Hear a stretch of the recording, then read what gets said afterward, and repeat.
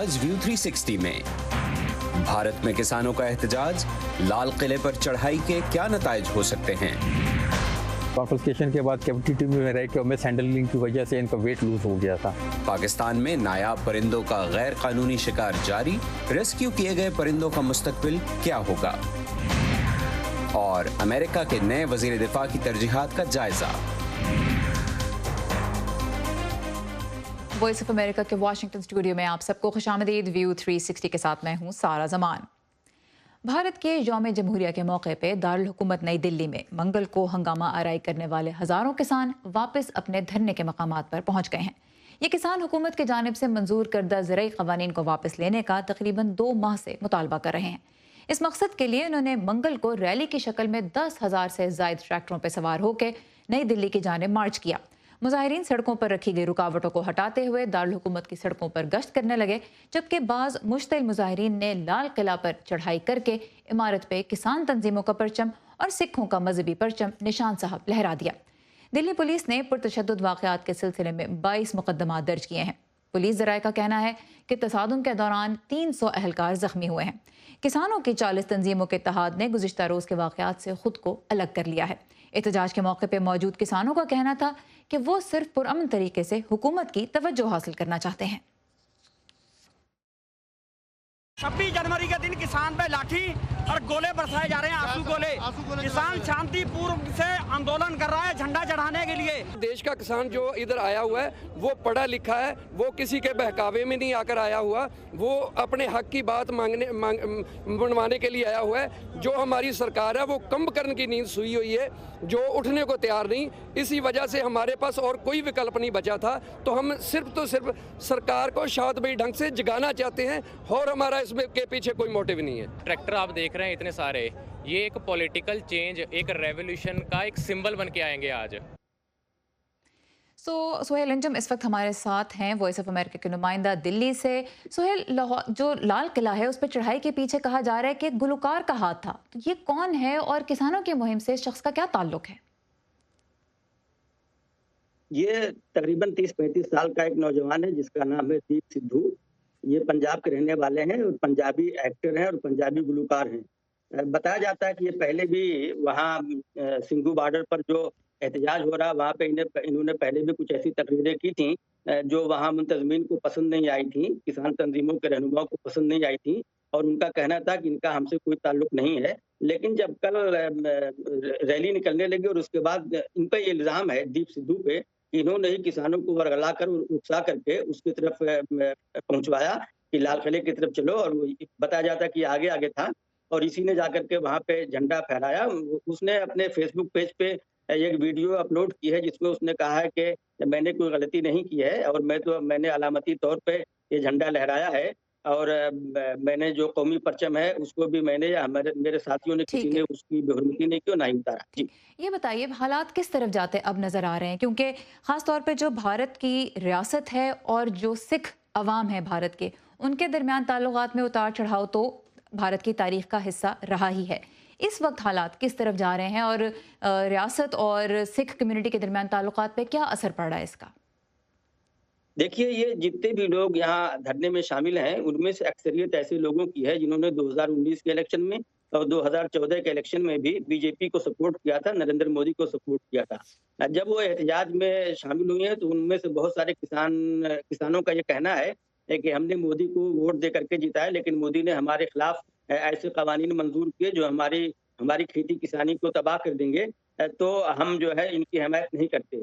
लेकिन अभी कुछ कहना कबल वक्त होगा कि इस सूरत हाल का सिखों और हुकूमत के ताल्लुकात पर क्या असर पड़ेगा, क्योंकि अभी पार्लिमानी इंतखाबात होने हैं 2024 में, अभी 3 साल का वक्फा है और ये छोटी मुद्दत नहीं है। इसमें मुमकिन है हुकूमत कोई ऐसा कदम उठाए जिसमें सिखों के जो जख्म मुंतमिल हो। और सोहेल, आखिर में मुख्तसरन ये बताते जाइए कि मोदी हुकूमत के मौक़िफ़ में क्या कोई लचक अब नज़र आ रही है, क्योंकि 2.5 माह होने वाले इस एहतजाज को और कल जो हुआ वो पूरी दुनिया ने देखा।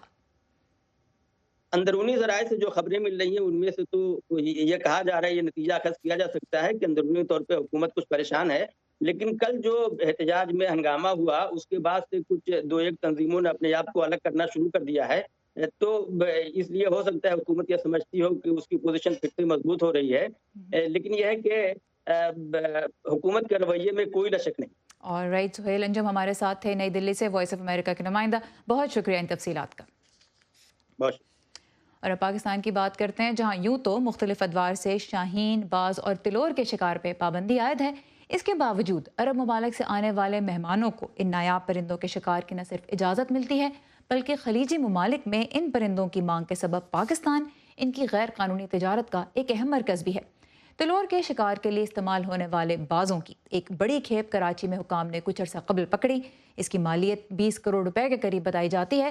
یہ پرندے اس وقت کراچی میں بنائی گئی ایک پناہ گاہ میں رکھے گئے ہیں، اور سدرا ڈار بتا رہی ہیں کہ اگرچہ ان پرندوں کو ایک بار پھر آزاد فضا میں اڑنے کا موقع تو ملے گا، لیکن شکاری بھی ان کی طاق میں بیٹھے ہیں۔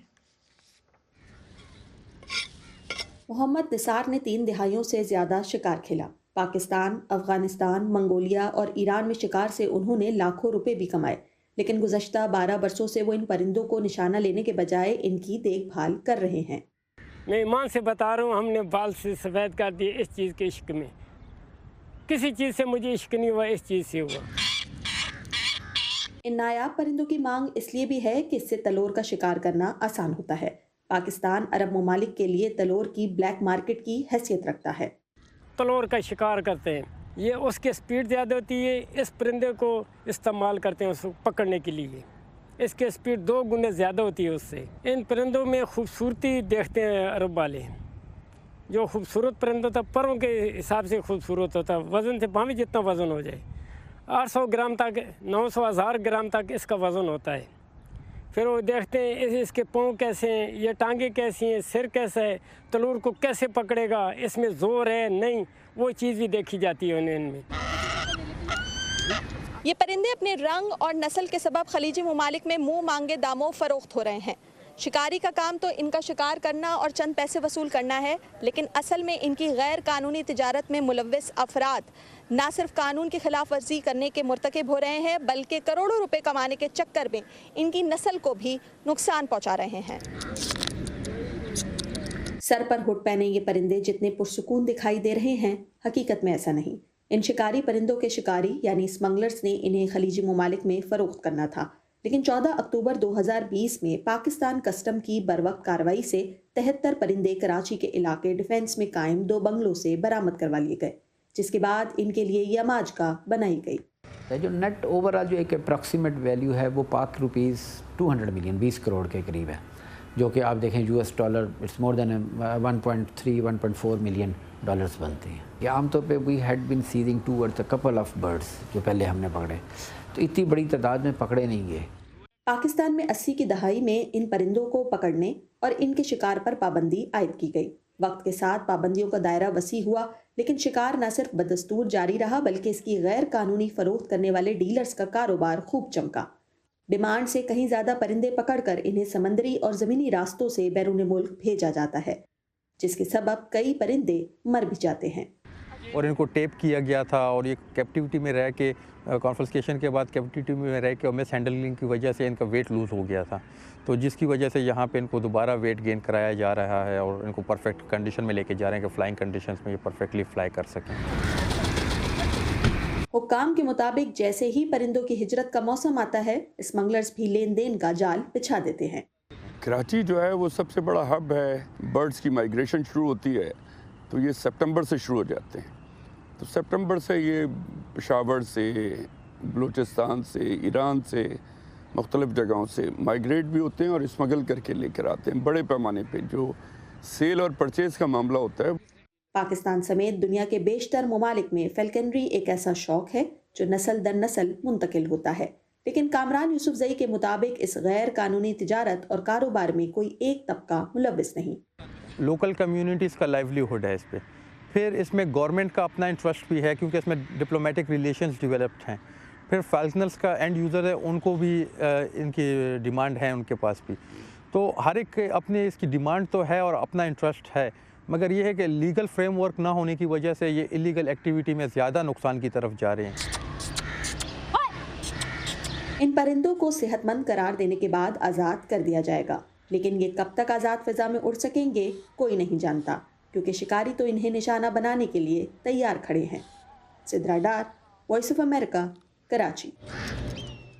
और इस वक्त सिद्रा डार कराची से बज़रिया स्काइप हमारे साथ हैं। सिद्रा, आपके बाजू पे बड़े सुकून से ये बाज बैठा हुआ था। ये बताइए, इन परिंदों का ख्याल रखना कितना महंगा है और ये लागत इस वक्त कौन अदा कर रहा है?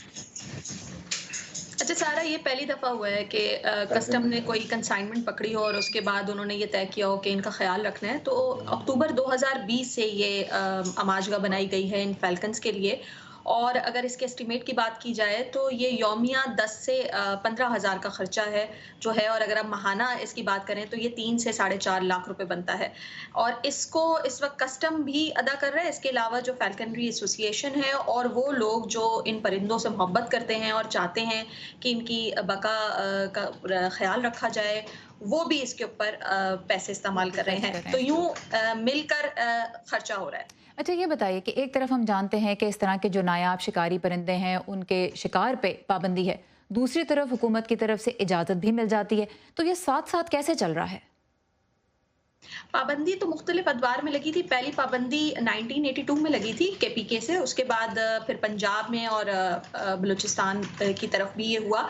लेकिन हम ये देख रहे हैं कि जो अरब ममालिक है, चूँकि उनकी वो इसके शौकीन हैं, तो हुकूमत उनके साथ बरादराना ताल्लुकात रखने के लिए हर साल शिकार की इजाज़त देती है, और ये फ़ॉरेन ऑफिस से ही इजाज़तनामे आते हैं। तो एक तरफ आप पाबंदी लगाते हैं, दूसरी तरफ आप चाहते हैं कि आपके ताल्लुकात बेहतर रहें, और इस तरह हो रहे हैं, तो ये भी एक इल्लीगल है। और फिर चूँकि शिकार एक ख़ास वक्त में ही होता है, तो फिर उनकी जो मांग है वो ज़्यादा है, इस वजह से यहाँ से फिर गैर कानूनी तिजारत का रास्ता भी खुलता है, और जो स्मगलर्स हैं उनको फ़ायदा हो रहा है कि जी खलीजी ममालिक में इनकी बहुत ज़्यादा डिमांड है, तो हम इनको किसी भी तरीके से कैप्चर करके वहाँ तक पहुँचाएं। तो एक तरफ हुकूमत भी काम कर रही है, वो गलत तरीके से इजाज़त दे रही है, और दूसरी तरफ स्मगलर्स हैं, उनके लिए भी काफ़ी। तो फैल्कनरी एसोसिएशन का क्या कहना है? क्या वो महदूद पैमाने पे शिकार चाहते हैं, या उनको लगता है कि महदूद पैमाने पे शिकार हो तो ठीक भी है, इजाज़त एक हद तक देनी भी चाहिए हुकूमत को?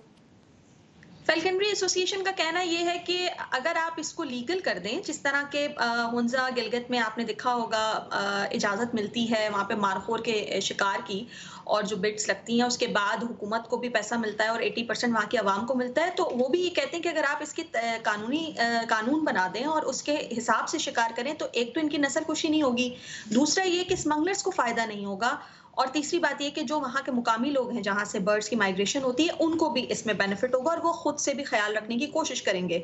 तो वो तो चाह रहे हैं कि ऐसा कुछ हो, लेकिन अभी तक इसको रेगुलेट किया होता नजर नहीं आ रहा। ठीक है, नहीं, इसको अगर रेगुलेट किया जाए तो उसका फ़ायदा मुख्तलिफ हलकों को, हुकूमत को भी और मकामी अफराद को भी हो सकता है। माहिरीन पाकिस्तान आए बैरून मुल्क से, वो क्या कहते हैं कि शिकार और जो गैर कानूनी तजारत है उससे इन परिंदों की नस्ल को कितना ख़तरा हो रहा है इस वक्त दरपेश?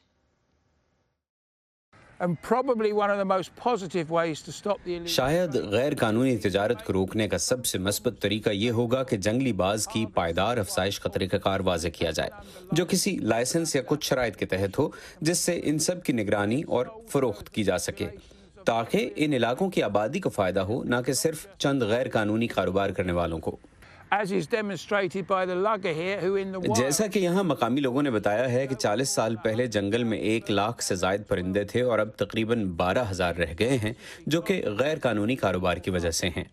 To make a very bland, sweeping statement that these birds are not in danger is absolute rubbish. अगर आप इन परिंदे पकड़ने वालों से बात करें तो 15 साल पहले बहुत से परिंदे पाकिस्तान के इलाके गिलगित आते थे।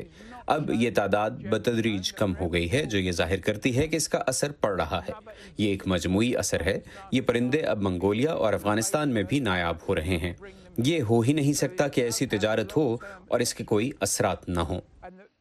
जी, तो बैनुल अक़वामी माहिरीन क्या कहते हैं ये भी आपने देखा। सिद्रा, आप जाते जाते ये बताइए कि पहली मरतबा ये जो रेस्क्यू किए गए हैं परिंदे, इनका अब डेटा भी जमा किया जा रहा है ये जानने के लिए कि आगे इनकी ज़िंदगी कैसी होती है, उसकी थोड़ी सी तफसील दीजिए। जी, पाकिस्तान फैल्कनरी एसोसिएशन के मुताबिक ये जितने भी परिंदे हैं इनको माइक्रोचिप लगाई गई है और इनके DNA सैंपल्स लिए गए हैं ताकि इनका जीन पूल बनाया जा सके। इनकी बार कोडिंग होगी और फिर जीन पूल के जरिए ये भी अंदाज़ा लगाया जा सकेगा कि ये किस नस्ल से ताल्लुक़ रखते हैं। इस पूरे प्रोसीजर में एक मरहला ये भी है कि इनको सैटेलाइट ट्रैकर्स के जरिए ट्रैक किया जाएगा, जिससे इनकी नस्ल क्या है, ये कहाँ पर फ्लाई कर रहे हैं और इनकी अमवात के रीजंस क्या हैं, क्या सिर्फ शिकार या फिर بجلی کی تاروں سے ان کی اموات بھی ہوتی ہیں، یہ بھی معلوم ہوتا جائے گا، اور جہاں جہاں یہ مائیگریٹ ہوں گے اور جن اسپیشیز کے ساتھ ان کا انٹریکشن ہوگا یہ سب پھر ٹریکر میں آئے گا. اور اس سلسلے میں کراچی یونیورسٹی کے جو زولوجی کے ایم فل کے اسٹوڈنٹس ہیں وہ اس ریسرچ میں پاکستان فیلکنری کی مدد کریں گے. آلرائٹ، بہت ہی دلچسپ صدرہ ڈار، بہت شکریہ ان تفصیلات کے لیے. اور اگر آپ اس ایشو پہ مزید جاننا چاہتے ہیں تو پھر رخ کیجیے ہمارے سوشل میڈیا پلیٹ فارمز کا. اب سے کچھ ہی عرصہ پہلے صدرہ ڈار نے اسی پناہ گاہ سے ایک فیس بک لائیو بھی کیا جس کو تقریباً 1 ملین لوگ اب تک دیکھ چکے ہیں. آپ بھی دیکھیے اسے، شیئر کیجیے، اور اس کے علاوہ ہمارے سوشل میڈیا پلیٹ فارمز یعنی فیس بک، ٹویٹر اور انسٹاگرام کا رخ کرتے رہیے. ہم مستقل ان پلیٹ فارمز کو آپ کے لیے اپڈیٹ کرتے ہیں، اور اس کے علاوہ urduvoa.com کی ویب سائٹ بھی آپ کے لیے موجود ہے. امریکہ کے پہلے سیاہ فام وزیر دفاع جنرل لوئڈ آسٹن عہدہ سنبھالتے ہی پالیسیوں میں اہم تبدیلیاں لانے میں مصروف ہیں. ایک طرف انہیں فوج کے اندر جنسی حملوں کے دیرینہ مسئلے اور انتہا پسندی کے نئے رجحان کا سامنا ہے، جبکہ افغانستان سے لے کے افریقہ اور یورپ سے چین تک اہم دفاعی چیلنجز بھی ان کے منتظر ہیں. اعلیٰ فوجی عہدیداروں کی موجودگی میں صدر جو بائیڈن نے قلم کی ایک جنبش سے سابق صدر کی ایک اور متنازعہ پالیسی کو کالعدم قرار دے دیا، اور وہ تھی ٹرانسجینڈر افراد کی فوج میں ملازمت پر پابندی.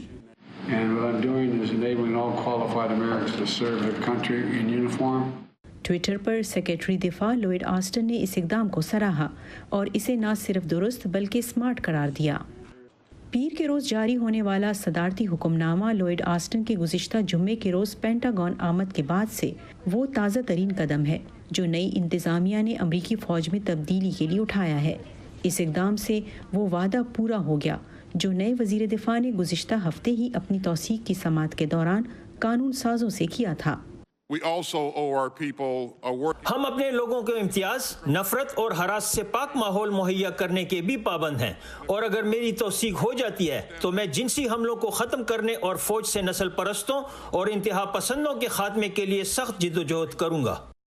وزیر دفاع لوئڈ آسٹن نے پہلے ہی ایک میمو جاری کیا ہے جس میں فوج میں جنسی استحصال کے خلاف کارروائی کا مطالبہ کیا گیا ہے، لیکن فوج میں انتہا پسندی کے بڑھتے ہوئے مسئلے پر پیش رفت زیادہ مشکل ہو سکتی ہے، جس کا ثبوت سابق فوجی ارکان کی وہ تعداد ہے جنہوں نے یو ایس کیپٹل یا کانگریس کی عمارت پر حملے میں حصہ لیا تھا. ہمیں اپنی تفتیش کا دائرہ صرف نیو نازی ٹیٹوز ڈھونڈنے سے آگے بڑھانا ہوگا. اس بارے میں زیادہ آگاہی حاصل کرنا ہوگی کہ نئے اور دوسرے سروس ممبران آن لائن کیا کر رہے ہیں. اس کے علاوہ نئے سیکرٹری دفاع کو دیگر چیلنجز کا بھی سامنا ہے.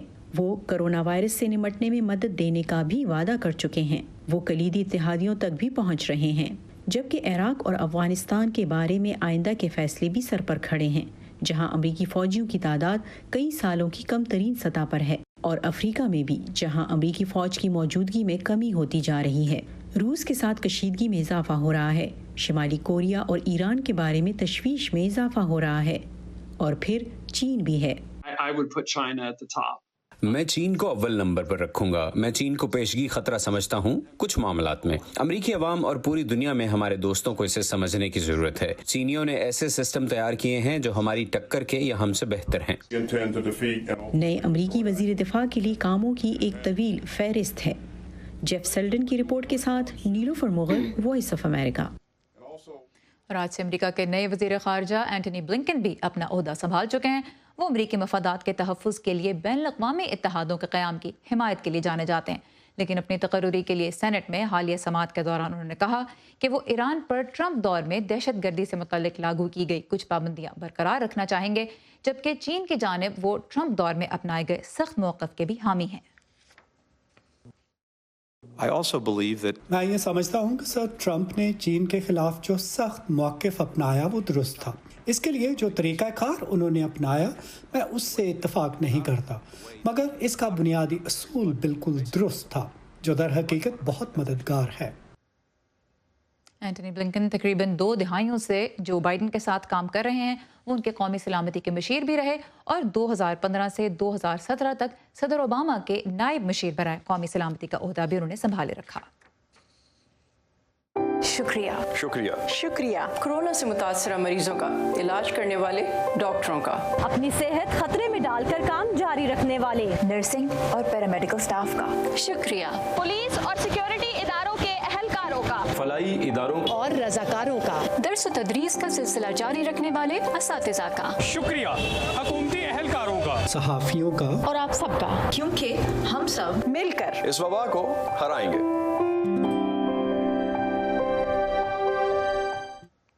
कल के शो में हम आपको ले जाएंगे लाहौर की कदीम अखबार मार्केट, जहां दिन चढ़ने से पहले गहमा गहमी शुरू हो जाती है, लेकिन अखबार फरोशी का ढलता हुआ कारोबार इस पेशे से मुंसलिक अफराद के लिए फिक्र का बाइस भी है। इस वक्त देखते हैं इस रिपोर्ट की कुछ झलकियां।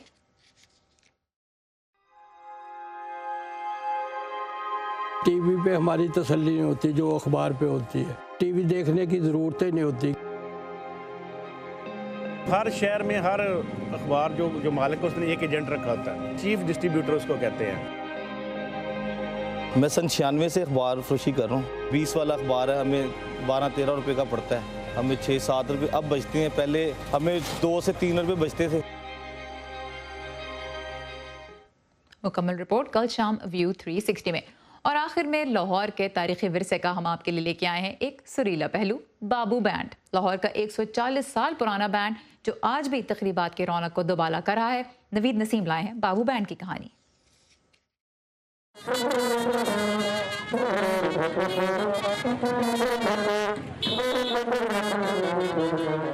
एक वक्त था जब शादियों में मिलिट्री तर्ज के बैंड की परफॉर्मेंस स्टेटस सिंबल समझी जाती थी।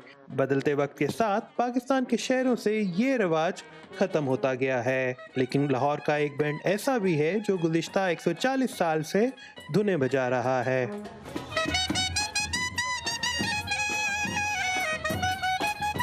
बाबू बैंड ने जो हमारा 1880 में इस्टेब्लिश किया था हमने, मेरे दादा जान हाजी बाबू मोहम्मद दीन बलोच साहब थे ना, जो उन्होंने ना उस ज़माने में मैट्रिक पास किया था, तो लोगों ने इनको बाबू बाबू कहना शुरू कर दिया। इनका यार शौक के साथ एक बैंड बनाते हैं।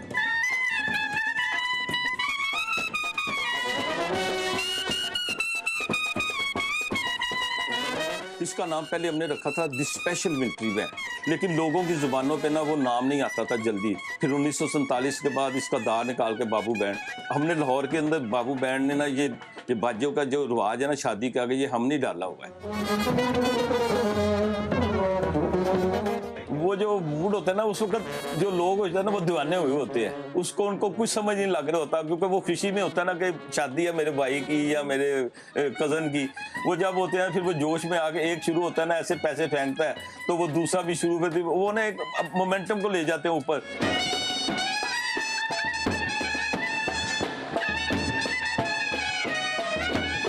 फिर एक दौर आया था ज़ियाउल हक साहब का दौर, उसके अंदर ना हमारे काम की पीक पे था काम हमारा ना, उसमें कारोबारी लिहाज से ना जो भी चीज़ें थी ना वो बहुत ज़्यादा थी। जब बैंड बना था ना 72 आदमी काम करते थे एक टाइम पे, हम ना 4 या 5 ग्रुप हमारे बन सकते थे, लेकिन वक्त के साथ साथ वो करते करते हमारे 2 ग्रुप रह गए।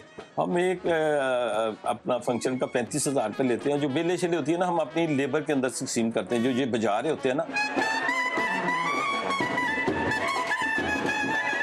लाहौर के जो है ना बासी जो पुराने लोग हैं वो तो इस बैंड के बगैर नहीं रह सकते, लेकिन अब जो नई पौध आई है वो ज़रा थोड़ी सी मॉडर्नाइज हो गई है, और वो कोई अच्छा समझते हैं, कोई कहते नहीं जी वो फौजी बैंड टाइप हो वो। Naveed Naseem, voice of America, Lahore. इसी के साथ खत्म होता है आज का व्यू 360 प्रोग्राम। आपको कैसा लगा हमें ज़रूर बताइएगा। आइए facebook.com/VOA उर्दू के पेज पर अपनी फीडबैक दीजिए। ट्विटर और इंस्टाग्राम पे भी हमें फॉलो करते रहिए। हमारा आईडी है @urduvoa। सारा ज़मान को भी इजाज़त दीजिए। खुदा हाफिज़। तरीन खबरें, अहम वाक़यात, ऑडियो वीडियो रिपोर्ट्स और तज्ज़िये देखें, सुने और पढ़ें VOA उर्दू की स्मार्टफोन ऐप पर। खबरें अब हर वक्त आपकी मुट्ठी में।